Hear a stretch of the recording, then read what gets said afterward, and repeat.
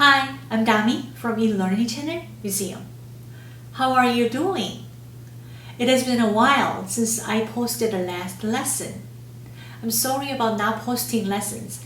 I know you guys have been waiting for long. Do you remember what we learned last time? Even if it has been a while, you should remember C chord, F chord, and C chord playing it. Now, this week, we're going to expand this chord and playing in different patterns, root position and waltz pattern, with the song called A Simple Gift. In this song, we're going to learn right hand eighth note combination and also pickup beat. What is pickup beat? And playing chords in each beat, changing chords. This lesson will be divided into two sessions. First lesson is A, playing in root position, and next lesson is playing a different pattern in left hand. So now let's start first lesson, playing in root position. First, I'm going to play a whole entire song in regular tempo, so that you have idea what kind of sound it will be if you play it in regular tempo.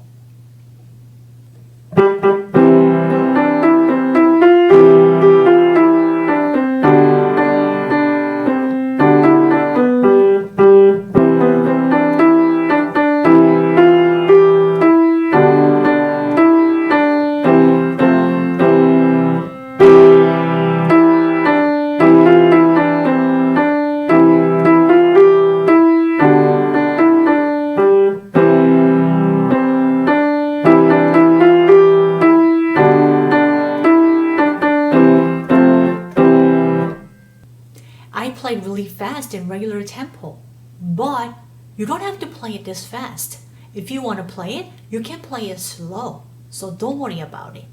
Now let's start lesson.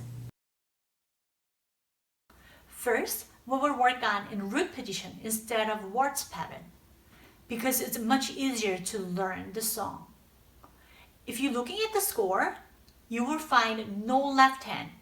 Of course, there is left hand at the beginning and some notes, but basically I just blanked it all the left hand.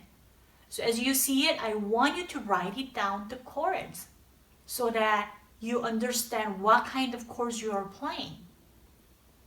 Let's see the score. First is a C, then what is going to be? C chord. What about second measure? There's no chords written. Then what kind of chord are you supposed to play? C chord again. Because if there is no chords written, then you have to play the previous one. So it will be the same C chord. And the next measure is G. So what is the G chord? Top stays and bottom two goes down. So it's going to be B, D, G. That's the G chord. And then next measure is again G. Because there's nothing written on it, then you will play the same chord. And then after that, if you see it, there is another G, G in quarter notes. Yeah, that means you have to play it G, G, because that's the melody line. And if you move it on to the second line, another C. So C, the next measure is definitely C, and the following G. And that's the problem part. If you see measure 8, there is a C, F, C. Means you have to change chords every beat. So C, F, C. You have to count quarter, quarter, half note. How many count is for half note? 2. So quarter, quarter, 1, 2. That's how you're supposed to play. Your beat will follow the right hand beats. Do you see it? Yes, because right hand has quarter, quarter, half note. So it will be the same count. And then the next measure is another C. So you will play another C for whole entire measure. And if you move it on to the next line, measure 10, there's nothing written. So you will play it C again, another C, and G. And 13, measure 13, the next line is C again, and G. And the very last measure is the same as the measure 8. So it will be C, F, C. So very simple rhythm, the left hand. Problem is your right hand, maybe, because it's a combination of quarter note and eighth note. But did you work on the rhythm that I gave you last time? Then maybe you can do it. Now let's try it right hand first. The right hand is on C, C, and then the next note is eighth note. C, D, E, C, E, F, G, G, F, B, B, C, D, B, B, C, D, E, D. Now here, B, but you have to skip and go to the left hand. That's the first line. The rhythm goes 1, 2, 3, 4. 1, 2, 3, 4. So if you're confusing with the rhythm, first tap on the piano. 1, 2, 3, 4. 1, 2, 3, 4. And try on the piano. Then that might be easier. Now, let's try the second line. It's the same way. Do you see it? Whole line is connected to? That's eighth note. Of course, you know it. 2 eighth note is one count. If we have another 2 eighth note, then we're just connecting all 4 to make it easy. So it will be C, B, C, D, E. Here is important. You have to write down with red pen the fingerings.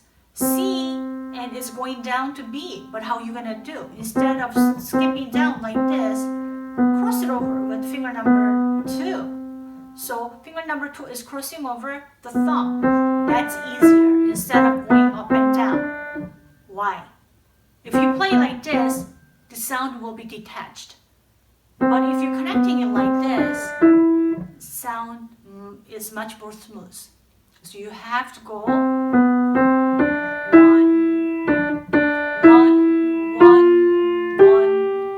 Everything is one count here. Quarter. 1, 2, 3, 4. So the second line is literally just quarter note except the very first measure 5. Now moving on to the next measure. Measure the last measure of the second line with the C chord is written on, starting with the G, 2 count. Go. 1, 2, 3, 4. 1, 2, 3, 4. 1, 2, 3, 4.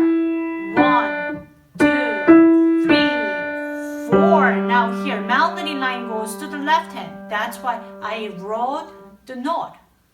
Even if I didn't write the chords, I wrote the left hand this note. Because this one is a melody line. So you have to know melody line is moving from right hand to the left hand. And then the very last line is right hand starting with the C note, but it's also C chord on the left hand. C, 2, 3, 4. 1, 2, 3, 4. 1, 2, 3, 4. 1, 2, 3, 4. So you have to practice right hand a couple of times by itself and then add left hand chord instead of trying both hands together from the beginning. Now this time, before we try both hands together, I want you to look at the first measure. What is the first measure? Left hand G is starting with the eighth note, right? But how many beats are in there? Only 1 count, right? Because 2 eighth note is the same as 1 count. Then, where is the last of 3 beats? We're supposed to have 4 beats in a measure, right? Because time signature is 4, 4. 4/4 means you have 4 beats in a measure. But in here, you only have 1 count. Then what is the last of 3 beats? The last of 3 beats, if you're looking at the very last measure, you only have 3 beats, right? So the very end measure and the very beginning measure get together and making a 4 count. This kind of music we call incomplete measure. So you're starting from incomplete beats. First 1 to 3 beat is missing and then you start on the 4th beat. Some music you start from the 2nd beat or 3rd beat or 4th beat. So it really depends on the music. You can start from the middle. This kind of opening we call incomplete measure, or we call pickup beat. Pickup beat means you just start from the middle of the beat. So when we count, it will go 1, 2, 3, 4. You're starting on 4th beat instead of 1. So you have to be careful. Now let's go from the beginning. 1, 2, 3, 4. 1, 2, 3, 4. And then another C chord. 1, 2, 3, 4. And G chord left hand and the right hand is a step up. 1, 2, 3, 4. Another G chord. 1, 2, 3, 4. C chord. 1 and cross it over. 3, 4. 1, 2, 3, 4. G chord. 2, 3, 4. Here is chord change. C, F, C, 2. Up to here. That's the first phrase.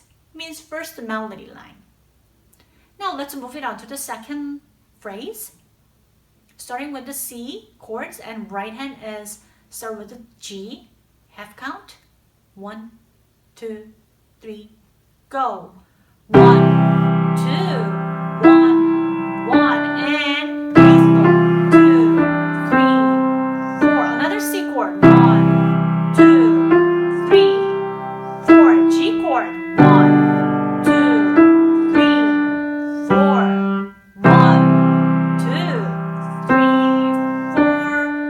1, 2, 3, 4. 1, 2, 3, 4. 1, 2, 3.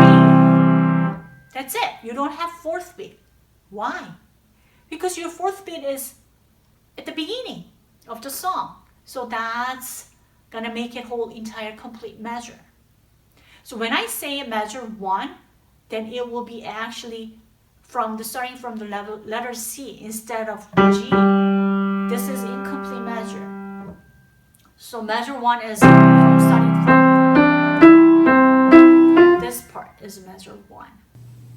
So how was it? Is it confusing? It should be at the beginning, especially C, F, C. You have to shifting fast. So practice right hand only couple of times and left hand separate. If you play it left hand alone, it seems easy. But when you play it both hands together, then it's confusing. So practice right hand and left hand separately for a day or 2. And when you can play it well, then start adding both hands together. Also, you don't have to play it that fast as I played it at the beginning. You can play it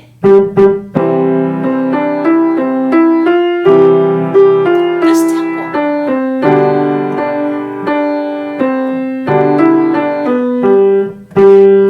This is fast enough. So try not to play it too fast.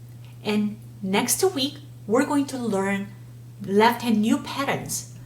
With using this song, we're going to learn new patterns and new chords. So practice hard, and I will see you next week.